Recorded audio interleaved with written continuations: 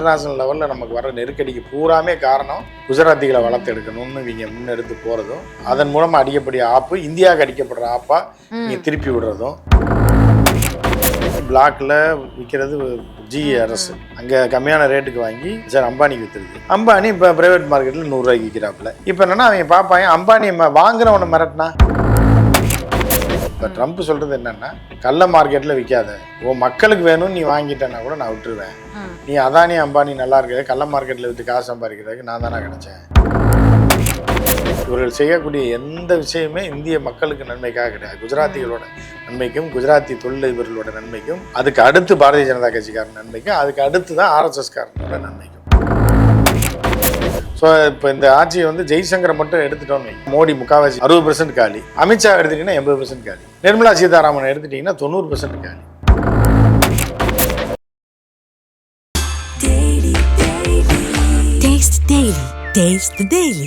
அறுவை சிகிச்சையில் கத்தி என்பது வரலாறு, ரோபோட்டிக் சர்ஜரி என்பது இன்றைய கூறு. தங்கம் புற்றுநோய் சிகிச்சை மையம், நாமக்கல் மற்றும் கான்பூர். நேயர்களுக்கு வணக்கம். நிகழ்ச்சியில் சிறப்பு விருந்தினராக ஃபர்ஸ்ட் லைன் ஆசிரியர், மூத்த பத்திரிகையாளர் உமாபதி கிருஷ்ணன் இணைந்திருக்கிறார். பேசலாம். வணக்கம். வணக்கம். வணக்கம். நல்லா இருக்கீங்களாம்மா? நல்லா இருக்கோம் சார். ட்ரம்ப் அவர்களுடைய எச்சரிக்கை, பல மடங்கு இந்தியாவிற்கு வரியை உயர்த்துவேன், ரஷ்யாவிடமிருந்து தொடர்ந்து எண்ணெயை வாங்கி கொண்டே இருந்தா பல மடங்கு வரியை உயர்த்துவேன் அப்படின்னு, அதுவும் இந்தியாவுக்கு மட்டும் சொல்லியிருக்காரு. மிக பெரும் எச்சரிக்கையை கொடுத்திருக்காரு. அதை தாண்டி இன்னொரு விஷயத்த டமால்னு போட்டு உடைச்சிருக்காரு. ரஷ்யாவிடமிருந்து எண்ணெயை வாங்கி திறந்த வெளி சந்தையில இந்தியா வித்து கொண்டு இருக்கிறது அப்படின்னு சொல்லியிருக்காரு. ட்ரம்ப் சொன்னாதான் நீங்க அதை கேள்வியா கேட்பீங்க. நம்ம சொன்னா அதை நீங்க ஒரு வருஷமா சொல்லிட்டு இருக்கீங்க. அதாவது ட்ரம்ப்புக்கு வந்து இந்தியா வந்து எண்ணெய் வாங்குறது பிரச்சனை கிடையாது. அது கூட சொல்லலாம், மக்கள் என் மக்கள் நாசமா போயிடுவான், என் மக்கள் நல்லா இருக்கணுன்றக்காக எங்க ஊர்ல பெட்ரோல் கம்மியா கொடுக்கணும், டீசல் கம்மியா கொடுக்கணும், நான் வாங்குறேன், உனக்கு நான் நீ யார் கேட்கறதுன்னு கேட்கலாம். ஆனா இந்த டுபாக்கூர் கும்பல் இருக்குல்ல, இந்த கும்பல் வந்து வாங்கி குஜராத்காரனுக்குள்ள நல்லது செய்யறதுக்கு வாங்குது அப்படின்றத நம்ம சொல்லிட்டு இருக்கோம். இந்த அரசாங்கமே குஜராத்துக்காக தான் நடந்துகிட்டு இருக்கு. குஜராத்திகளுக்காக, குஜராத் தொழிலதிபர்களுக்காகவும், அவர்களை வளர்த்தெடுப்பதற்கும், மித்தவனெல்லாம் ஒழிச்சு கட்டுறதுக்காக தான் பண்ணுறாங்க. இவங்களால எந்த மக்களுக்கு வந்து ஒரு ஆணி பிடுங்குற பிரயோஜனம் கூட கிடையாது இந்திய மக்களுக்கு அப்படின்னு நம்ம சொல்லிட்டு தான் இருக்கோம். இந்த அரசு, குஜராத் அரசு, இவங்க என்னென்ன இன்டர்நேஷ்னல் திருட்டு வேலை பண்ணுறது பூராமே, இன்டர்நேஷ்னல் லெவலில் நமக்கு வர நெருக்கடிக்கு பூராமே காரணம் குஜராத்திகளை வளர்த்து எடுக்கணும்னு இவங்க முன்னெடுத்து போகிறதும், அதன் மூலமாக அடிக்கக்கூடிய ஆப்பு இந்தியாவுக்கு அடிக்கப்படுற ஆப்பாக இங்கே திருப்பி விடுறதும். இதுதான் மோடி ஆட்சிக்கு வந்ததுலேருந்து முதல் 3 வருஷத்துக்கு அப்புறம் நடந்துகிட்டு இருக்கிறது தான். இதுக்கு ஜெய்சங்கர் வந்து இந்தியாவை பவர்ஃபுல்லாக ஆக்குறேன்னு சொல்லி குஜராத்திகளை வழி சேர்த்துக்கிட்டு இருக்கிற அவரே ஏமாத்திட்டு இருக்காங்க பாவம். ஸோ இப்போ இந்த ஆட்சியை வந்து ஜெய்சங்கரை மட்டும் எடுத்துட்டோன்னு வைங்க, ஜெய்சங்கர் எடுத்துட்டா மோடி முக்காவாசி 60% காலி, அமித்ஷா எடுத்துட்டிங்கன்னா 80% காலி, நிர்மலா சீதாராமன் எடுத்துட்டிங்கன்னா 90% காலி. அப்போ வந்து ஒரு நடைப்பணமாக தான் இருப்பார் அப்படின்றது தான். ஃப்ளைட்டில் கூட போக முடியாது, எந்த பக்கம் போகிறதுன்னு தெரியாது, ஸோ எந்த நாட்டுக்கு போகிறதுன்னு தெரியாது. திடீர்னு வேறு நாட்டுக்கு போகிறோன்னு சொல்லி தமிழ்நாட்டுக்கு பெங்களூருக்கு கூட வந்து, அந்த பெங்களூர்னு ஒரு நாடு இருக்காமே அங்கே போங்கன்னு கூட வந்துடுவார். ஏன்னா ஜிக்கு அந்தளவுக்கு தான் தெரியும். ஸோ இப்போ வந்து ட்ரம்ப் போட்டு உடைச்சிருக்காப்புல. இதைத்தான் வந்து காலங்காலமாக இந்தியாவில் பலரும் சொல்லிக்கிட்டு இருக்காங்க, சமூக ஆர்வலர்கள் எல்லாம் சொல்லிகிட்டு இருக்காங்க. குஜராத்திகளை வாழ வைக்கிறதுக்காக தான் ஆட்டையை போடுறாங்க, நம்ம மக்களை நசுக்கி சாவடி அடிக்கிறாங்க அப்படின்றத சொல்லிட்டு தான். இவர்கள் செய்யக்கூடிய எந்த விஷயமே இந்திய மக்களுக்கு நன்மைக்காக கிடையாது. குஜராத்திகளோட நன்மைக்கும், குஜராத்தி தொழிலதிபர்களோட நன்மைக்கும், அதுக்கு அடுத்து பாரதிய ஜனதா கட்சிக்காரன் நன்மைக்கும், அதுக்கு அடுத்து தான் RSS காரனோட நன்மைக்கும். ரைட்டா? ஸோ இப்படி இருக்கிறதுனால தான் இந்த மோதலே வந்துக்கிட்டு இருக்கு. 3% கும்பலுக்கும் குஜராத்திகளுக்குமான மோதல் வந்தது காரணமே வந்து என்னன்னா, நம்மளை மீறி ஒரு வீட்டில் வந்து மூத்த பையன் இருப்பான், 2வது பையன், கடைசி பையனை தான் செல்லமாக வச்சுருப்பாங்க. கடைசி பையனை பொண்ணை தான் செல்லமாக வச்சுருக்கும் போது மூத்த பையன் கடுப்பாவான்ல. அது பல வீட்டில் நடக்கும்.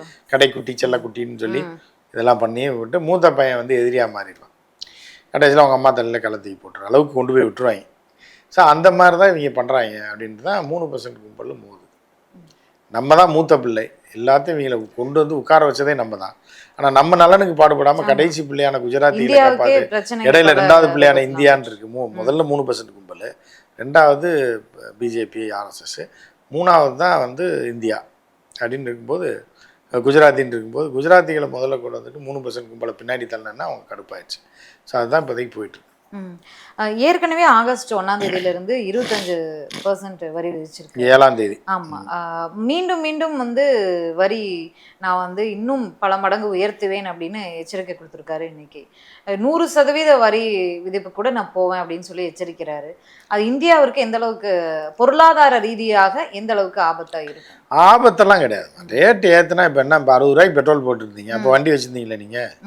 60 ரூபாய்க்கு பெட்ரோல், இப்போ 100 ரூபாய்க்கு வண்டி. சுமை தானே அது இப்போ சுமைனாலும் நீங்க என்ன வண்டி ஓடாம இருக்கீங்களா? 101 ரூபாய்க்கு பெட்ரோல் வண்டி ஓடிட்டு தானமா இருக்கீங்க, ஹோட்டல்ல சாப்பிட்டுட்டு தானே இருக்கீங்க, டாக்ஸ் போட்டதுனால சாப்பிட்டுட்டு தான் இருக்கீங்க, இந்த காஸ்டியூம் எடுத்துட்டு தான் இருக்கீங்க. இப்போ ஒவ்வொரு ஷோக்கு ஒரு காஸ்டியூம் போடுறீங்க, ரேட் ஏறிடுச்சுன்னா விட்டுருக்கீங்களா நீங்க?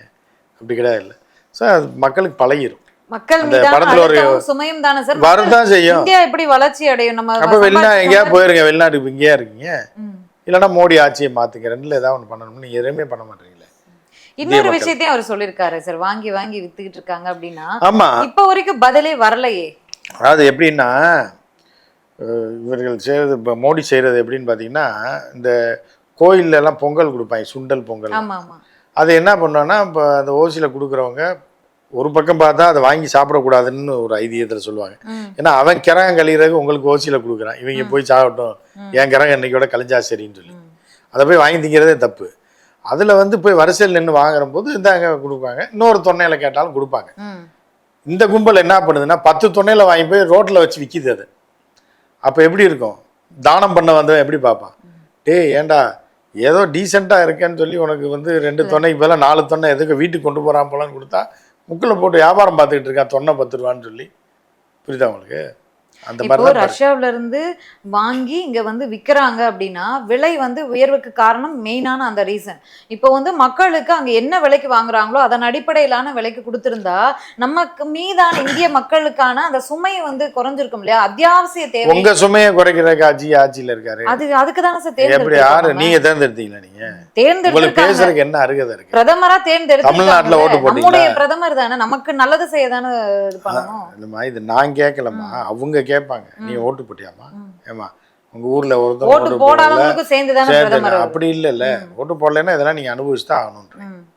அப்ப அவன் கேட்பா, ஒருத்தர் நான் ஓட்டு போட்டேன்னு, நீ ஓட்டு போட்டதுக்காக நீ அனுபவிச்சாகணும். புரியுதா அப்படின்ற மாதிரி 2 இடத்துலயும் மாத்தி மாத்தி சொல்லுவாங்க. அவங்க என்ன சொல்லுவாங்கன்னா, பாரு அதானி நல்லா இருக்காரு, அம்பானி நல்லா இருக்காரு, நீங்களாம் பிச்சை எடுத்துக்கிட்டு இருந்தீங்க, குஜராத்தில் ரோடெல்லாம் போட்டிருக்கோம், இதெல்லாம் வச்சிருக்கோம், கடையெல்லாம் திறந்துருக்கோம், இதுக்கு மேலே உங்களுக்கு என்ன வேணும் அப்படின்றது தான். சீனா வந்து பதில் கொடுத்துருச்சு.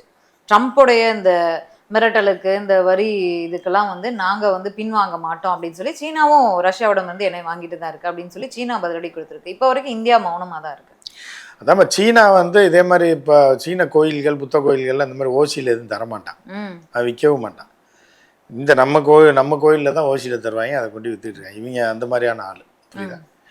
ஸோ அந்த மாதிரி நாங்கள் கொண்டு போய் கொடுத்துக்குறோம், நீங்கள் எது கஷ்டப்பட்டு எல்லாருக்கும் தான தர்மம் பண்ணுறீங்க, அந்த அண்டாவில் இருக்க புளியோதரை எனக்கு கொடுத்துருங்க, நான் கொண்டு போய் கொடுத்துருவேன், இவங்க 10 ரூபாய்க்கு விற்றுருவாங்க.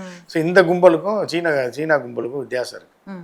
ட்ரம்ப் அவர்கள் இன்னொரு விஷயமும் பேசியிருக்காரு, என்னன்னா இந்தியா இப்போது ரஷ்யாவிடமிருந்து எண்ணெய் வாங்குவதை நிறுத்த போகிறது என எனக்கு தகவல் வந்திருக்கு, இதை நான் கேள்விப்பட்டேன், ஆனால் உறுதியாக அதை சொல்ல முடியாது, இது ஒரு நல்ல நடவடிக்கை, பொறுத்திருந்து பார்க்கலாம் அப்படின்ற மாதிரி சொல்லி இதான் நல்லது அப்படின்னு மிரட்டியிருக்காரு. இல்லை, அது என்ன பண்ணியிருப்பாங்கன்னா அம்பானியை கூட்டு மிரட்டியிருப்பாங்க.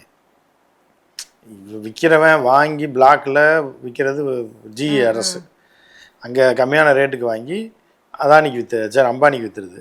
அம்பானி இப்போ ப்ரைவேட் மார்க்கெட்டில் 100 ரூபாய்க்கு விற்கிறாப்புல. இப்போ என்னன்னா அவங்க பார்ப்பாங்க, அம்பானி வாங்குறவனை மிரட்டினா பயப்படுவாங்கல்ல, எனக்கு வேண்டாங்க, இதுக்கு அங்கேருந்து எனக்கு மிரட்டல் வருதுன்னு அந்த மாதிரி ஏதாவது மிரட்டல் கொடுத்துருப்பாங்க. சரி இருங்க நான் பார்த்துக்கிறேன், கொஞ்ச நாள் கழிச்சு நான் மாற்றிக்கலான்னு சொல்லியிருக்கலாம். ஸோ அதனால ட்ரம்ப் அப்படி சொல்லியிருக்கலாம். ரஷ்யாவிடமும் பதிலடி வந்திருக்கு, இதனால் இந்த உறவெல்லாம் வந்து விட்டு போயிடாது, அமெரிக்காவுடைய ட்ரம்ப் அவர்களுடைய இந்த மிரட்டலுக்கெல்லாம் வந்து யாரும் வந்து விலக மாட்டாங்க அப்படிங்கிற மாதிரி பேசிட்டு இருக்காங்க. இப்போ இந்தியா வந்து ரஷ்யாவிடம் எண்ணெய் வாங்குவது நல்லதா இல்லை தீமையா? அதை விட வேறு வாய்ப்புகள் இந்தியாவிற்கு இருக்கிறதா? அதாவது சில பேர் சொல்லுவாங்க ரொம்ப நல்லவர்னு, யாருக்குன்னா அவர் குடும்பத்துக்கு அவர் நல்லவர்னு வாங்கி, புரியுதா அவங்களுக்கு, ரொம்ப நல்ல மனுஷையா அப்படின்னு. எப்படி சொல்கிறீங்க அப்படின்னா, அவர் குடும்பத்தில் எல்லா பிள்ளைகள்லாம் நல்லா படிக்க வச்சு நல்லா கல்யாணம் பண்ணி கொடுக்குறாங்க, ஆனால் அந்த இத்து போனவனால பக்கத்து வீட்டுக்காரனு கூட பிரச்சனை இருக்கு. ஸோ அந்த மாதிரி தான் இப்போ நீங்கள் கேட்குறது, ட்ரம்ப் நல்லவர், இவர் நல்லவரான்னு கேட்குறீங்க. யார் நம்ம அவர் நல்லவர் தான், நல்லவர் இல்லைன்னு யார் சொன்னா? இல்ல நான் இந்தியாவுக்கு வேற என்ன வாய்ப்பு இருக்குன்னு கேக்குறேன். இப்ப ரஷ்யாவிடம் இருந்து எண்ணெய் வாங்கல அப்படின்னா வேற என்ன வாய்ப்புகள் இருக்கு இந்தியாவிற்கு? இந்தியாவுக்கெல்லாம் ஏகப்பட்ட வாய்ப்பு இருக்குமா? நீங்க குஜராத்திகளுக்கு வாய்ப்பு இருக்கான்னு கேக்குறீங்களா, இந்தியாவுக்கு வாய்ப்பு இருக்குங்களா, மோடிக்கு வாய்ப்பு இருக்குன்னு கேக்குறீங்களா? இந்தியாவுக்கு எந்த பிரச்சனையும் இல்லைம்மா. ஏற்கனவே கொள்ளையடிச்சிட்டு தான் இருக்காங்க. கச்சா எண்ணெய் கம்மியான ரேட்டுக்கு வாங்கி 100 ரூபாய்க்கு வித்துட்டு இருக்காங்க. அப்புறம் என்ன இந்தியாவுக்கு இதுக்கு மேல என்ன வாய்ப்பு வேணும்? நீ பிரைவேட் கள்ள மார்க்கெட்ல விற்காம இருந்தா சரி. இப்ப ட்ரம்ப் சொல்றது என்னன்னா, கள்ள மார்க்கெட்ல விற்காத, உன் மக்களுக்கு வேணும்னு நீ வாங்கிட்டேன்னா கூட நான் விட்டுருவேன். நீ அதானி அம்பானி நல்லா இருக்கிறது கள்ள மார்க்கெட்ல விற்று காசு சம்பாதிக்கிறதுக்கு நான் தானே கிடைச்சேன். போர் சூழல்ல போருக்கு காசு கொடுக்குற மாதிரி நீங்க கொடுக்குறீங்கன்னு சொல்றாரு. அதுதான் சுருக்கமா சொல்ல வந்தா அதுதான். இதே மாதிரி மிரட்டல்கள் ஒரு பக்கம். நம்ம வந்து பேச ஆரம்பிச்சதுலேருந்து இப்போ வரைக்கும் பேசிட்டு இருக்கேன்னு நினைக்கிறேன். போரை நிறுத்தினது நான் தான் அப்படின்னு 30 முறைக்கு மேல ட்ரம்ப் அவர்கள் சொல்லிட்டாரு. இவங்களை வந்து இங்க உள்ளுக்குள்ள மறுத்துக்கிட்டே இருக்காங்க. அஃபிஷியலா எந்த மறுப்பும் இல்லை, இந்தியாவுக்குள்ள மறுத்துக்கிட்டு இருக்காங்க. அவர் வந்து உலகத்துக்கே கேட்குற மாதிரி ட்ரம்ப் அவர்கள் மீண்டும் மீண்டும் சொல்லிக்கிட்டே இருக்காரு. இதுக்கு முடிவே இல்லையா? கடந்த பேட்டியிலே இதான் பேசியிருந்தோம். அதுக்கு ஜி வந்து ஒத்துக்கிற வரைக்கும் அவர் விட மாட்டாப்ல ட்ரம்ப். ஜி ஆமாயா நீ தான் சொன்ன விடியா அப்படின்னு ஒரு வார்த்தை சொல்ல வேண்டியதானே உண்மையை அப்படின்னு தான் எல்லாரும் எதிர்பார்க்குறாங்க. அவர் சொல்லிட்டாருன்னா விட்டுருவாப்ல ட்ரம்ப். அந்த பேச்சுக்கு இடமே இல்லை. நீங்க மறைக்க தான் அந்த நடிகர்கள்லாம் காதலிக்கு போக சொன்னாங்க. அப்படிலாம் கிடையாது, என் தங்கச்சி மாதிரின்னு வாங்க. பார்த்தா நாங்கள் ஒரு கோயிலுக்கு போனோம், ஒரு நடிகர்கள் கோயிலுக்கு போகக்கூடாதான்னு வாங்க. அப்புறம் கடைசியில் பார்த்தா திருப்பதியில் தாலி கட்டி வந்து நிற்பாங்க. ஸோ அந்த மாதிரி தான் ஜியை எதிர்பார்க்குறாரு. ஓகே, இப்போ 25% வரி விதிப்புக்கே நாமக்கல்ல, திருப்பூர்ல அந்த பனியன் தொழிலாகட்டும், இல்லை நாமக்கல்ல இருந்து அதிகமாக முட்டை ஏற்றுமதி அமெரிக்காவிற்கு நடந்துகிட்டு இருந்துச்சு. இப்போ அதுவே வந்து முட்டை ஏற்றுமதி நிறுத்தப்பட்டு இருக்கிறது. திருப்பூருக்கும் அந்த பாதிப்பு இருக்கு. இந்த 25% நிறுத்திட்டாங்களா? இன்னும் நிறுத்தலையேமா? இன்னைக்கு காலையிலேயே அறிவிப்பு வந்துருச்சு, நேற்றே நிறுத்தப்பட்டது.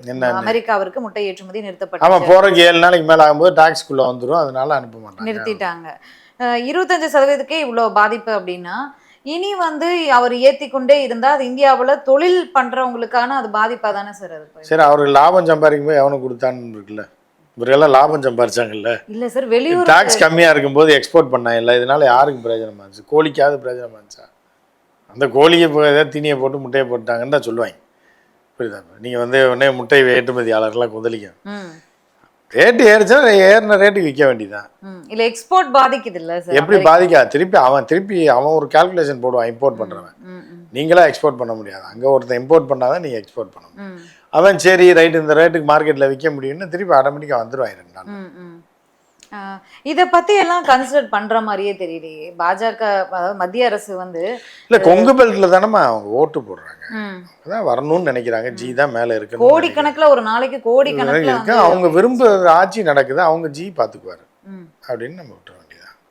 ஜிக்கு தான் ஓட்டு போடுறாங்க, இல்லை அதிமுகவுக்கு ஓட்டு போடுறாங்க. அந்த ரெண்டுமே சர்வதேச அரசியல்ல எடப்பாடியை மிஞ்சின யாரா இருக்காங்களா சொல்லுங்க? சர்வதேச அரசியல் இல்லை கொங்கு பெல்ட்ல இருக்க பல தலைவர்கள் இருக்காங்க. யாரு? தங்கமணி, வேலுமணி போன்ற மிகப்பெரும் ஆளுமைகள்லாம் இருக்காங்க. கோயம்புத்தூர்ல ஆரம்பிச்சு தர்மபுரி வரைக்கும். அந்த பக்கம் போனா இவங்க ஐயா இருக்கார், சின்ன ஐயா. இப்படி வந்து இந்த ஃபுல்லாவே இவர்கள் பூராமே சர்வதேச அரசியல் தெரிஞ்சவங்க, மிகப்பெரிய தலைவர்கள். அவர்கள் பார்த்துக்க மாட்டாங்களா?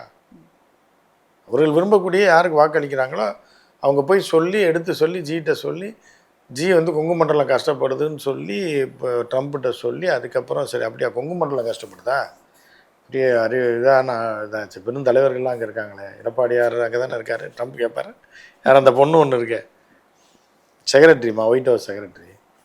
ஏமா எடப்பாடி அங்கே தானேம்மா இருக்காரு, அவர் ஏரியாவுக்கு நம்ம போட்டால் பாதிக்குதாமாம்மா. சரி அப்போ ரிவர்ஸ் பண்ணுங்க. ஆனால் ஆகப்பெரும் தலைவர்கள்லாம் இருக்காங்கல்ல, அவங்க எதாவது பார்த்துக்குவாங்க. ட்ரம்ப் அவர்கள் தொடர்ச்சியாக முன்னாடி பேட்டியிலே பேசியிருந்த மோடியை அடித்து கொண்டே இருக்கிறாருன்னு சொல்லி, இந்திய பொருளாதாரம் வீழ்ச்சி அடைந்த பொருளாதாரம் அப்படின்னு பேசியிருக்காரு. இந்தியாவை வந்து அமித்ஷா அவர்கள் டெட் எக்கனாமி, ஆமா டெட் எக்கனாமி, நீங்க வந்து கம்மியா பேசுறீங்க சொல்றீங்க, டெட் எக்கனாமின்னு பேசியிருந்தாரு. அமித்ஷா அவர்கள் கடந்த ஒரு வாரத்துக்கு முன்னாடி பேசும்போது கூட பிரதமராக மோடி அவர்கள் வந்த பிறகுதான் வளர்ந்த நாடுகளின் பட்டியல்ல 3வது இடத்திற்கு இந்தியாவை உயர்த்திருக்காரு அமித்ஷா அவர்கள் நாடாளுமன்றத்துல பேசுறாரு. அதான் அவங்களா சொல்லிக்கிற வேண்டியது, அவர்களாக சொல்லிக்கிற வேண்டியது. 3வது இடத்துல இருக்கு, நான் கூட தான் 4வது இடத்துல இருக்கேன் உலகத்துல யூடியூப்ல. அதுக்கு என்ன பண்ண முடியும்? புரியுதா? நானா சொல்லிக்கிற வேண்டியதுதான், நீங்களா சொல்லிக்கிற வேண்டியது. யூடியூப்ல நான் தான் நம்பர் 2ல இருக்கேன் ஆங்கர் அப்படின்னு. அது நம்ம 2 பேரும் ஆபீஸ்ல உட்காந்து பேசிக்கிறத போய் நீங்க வெளியில சொன்னீங்கன்னா என்ன? அந்த மாதிரி அவர் சொல்லிக்கிறாரு 3வது இடத்துல இருக்குன்னு. நன்றி சார், நன்றி. பொறுத்திருந்து பார்க்கலாம். வணக்கம்மா. Daily. Taste the Daily. அறுவை சிகிச்சையில் கத்தை என்பது வரலாறு, ரோபோட்டிக் சர்ஜரி என்பது இன்றைய கூறு. தங்கம் புற்றுநோய் சிகிச்சை மையம், நாமக்கல் மற்றும் கான்பூர்.